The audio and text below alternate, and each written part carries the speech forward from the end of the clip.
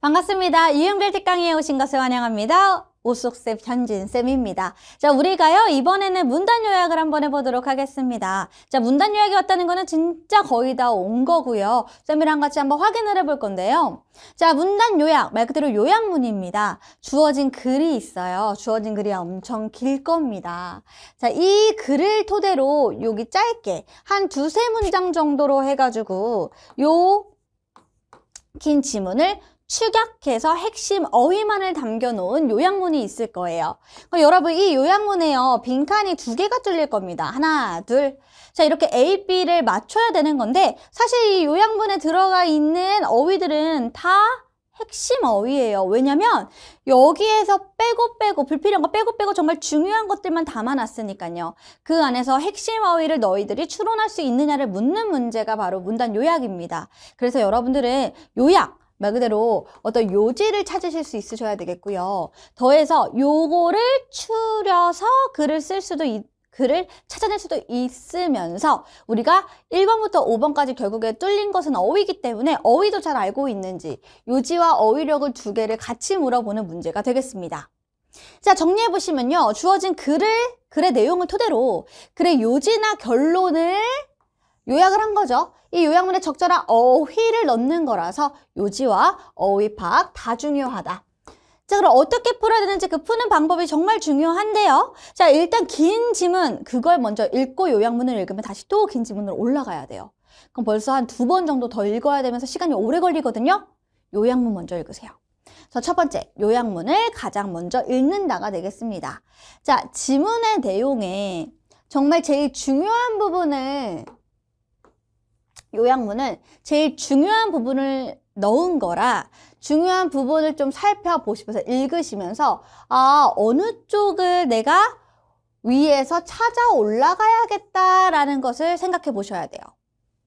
자, 두 번째, 자, 지문의 전체적인 내용을 파악한다. 자, 요약문을 다 하셨으면 당연히 지문 전체를 읽어보게 되는데요.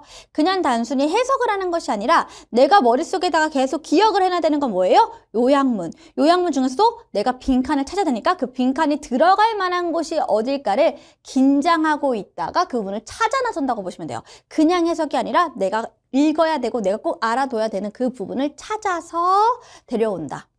그래서 주제문이나요, 중요한 부분이 뚫릴 테니까 주제문이나 지문의 핵심 어휘를 찾으시면 내용 파악이 훨씬 더 쉬워지고, 그리고 내용 일부분만 해석하고 이해하려고 하면 당연히 어떻게 해요? 오답을 고를 확률이 높아집니다. 그래서 글의 요지인 건데 일부를 우리가 또 지엽적인 선택지를 고르면 그걸 틀리는 것처럼 똑같이 글의 요지 파악이 굉장히 중요한 포인트다. 세 번째입니다. 반복해서 나오는 어휘 또는 어구가 지문 전체의 내용을 아우르는지를 확인한다 라고 되어져 있죠. 자, 여러분, 이 부분이 다 뭐예요? 사실상 우리가 주제나 요지를 찾을 때 해야 되는 문제풀이 유형 공략법이죠. 그래서 반복되는 어휘나 어구가 나온다, 혹은 뭐 비슷하게 바꿔서 유사어로 낼 수도 있는데 이런 것들이 그 지문 전체 내용을 다 아우르는지를 살펴봐야 돼요. 반복한다라는 것은 첫 번째 문장에서 명사로 나왔어? 두 번째 문장에서 뭐 동사로 나왔어? 그리고 세 번째 문장에서 그 동사로 나왔던 것을 다른 유사 어휘로 바꿨어. 그럼 여러분, 그 긴 지문에서 중요한 포인트를 반복해서 얘기했다는 거, 벌써 여러 번 반복해서 말한다는 거 중요하다라고 계속 언급하고 있는 거예요. 그래서 반복 어구를 꼭 보시면 얘가 곧 요약문의 빈칸에 들어갈 정답과 굉장히 밀접한 관계가 있다라는 거를 캐치하시고 선택지에서 비슷한 어휘를 찾으시면 돼요. 아마 위에 있는 그 긴 글은요, 밑에 똑같이 그대로 내주지 않을 거예요. 위에서 줄이다 decrease를 썼다면 밑에서는 reduce를 쓰듯이 이렇게 바꿔서 쓸 겁니다. 그래서 그 어휘를 요약문에 넣었을 때요, 문이 그 요약문의 내용을 제대로 반영하고 있는지 점검해 보시면 되겠고, 자, 네 번째는 어휘가 중요하다고 그랬죠. 여기까지는 우리가 요약을 찾는 부분이라고 하면 여기가 뭐예요? 어휘를 묻는 부분이에요. 어휘는 대부분 뭐가 많이 나오죠? 무조건은 아닌데 유의어, 반의어 이런 것들이 많이 나오죠. 그래서 어휘력을 일단 높이셔야 되는데 여러분들이 단어 평상시에 외우실 때요, 형용사, 명사, 동사 요런 것들 있죠. 요런 것들 외울 때 옆에 여러분들이 공부하시다가 사전이나 어떤 영단어 책을 보시면 그 영단어 책에 유의어, 반의어가 나오면 그 단어들도 같이 꼭 외우셔야 됩니다. 알았지? 그래야 문제 푸는 게 훨씬 더 수월해지고요. 왜? 어휘를 그대로 쓰지 않으니까요. 유의어를 사용해서 다른 말로 바꾸는 그런 패러프레이즈가 되는 경우가 많으니까 어휘력을 반드시 길러줘야 됩니다. 자, 그럼 얘들아, 우리가 여러분 이거 외운다고 무조건 다 맞추는 건 아닌데요. 이런 식으로 해달라는 거죠. 자, 우리 패러프레이즈가 될 수 있는 유의어가 뭐냐? 지문에서는 어셉이 나왔어요. 어셉이 뭐예요? 받아들이다죠. 근데 받아들이다를 밑에서 똑같이 받아들이다 쓸 거야. 근데 그 어휘 뚫린 게 어셉이 절대 안 나와요. 1번부터 5번까지 중에 어셉과 관련된 유사어가 뭘까? 유의어가 뭘까를 한 번씩은 정리해보는 게 좋다는 거죠. 자, 그럼 뭐가 있느냐고 봤더니 여기 뭐예요? agree. 동의하다. 여러분, 받아들이다랑 동의하다랑 사실 우리말로 했을 때 같은 말은 아닌 것 같아요. 근데 받아들이다는 그 의견을 오케이 하고 동의한 겁니다. 그렇게 의미를 파악해 보면은 유의어가 될 수 있다는 거죠. 그래서 이런 식으로 한 번씩 이미 사실 여기서 모르는 단어는 없을 거라고 생각이 드는데요. 근데 왜 받아들이다랑 여기는 acknowledge, 인정하다가 같은 말일까? 이런 식으로 생각해서 어휘를 한 번 한 번 넣어보면 조금 더 남들보다 빠르게 찾을 수 있지 않을까요?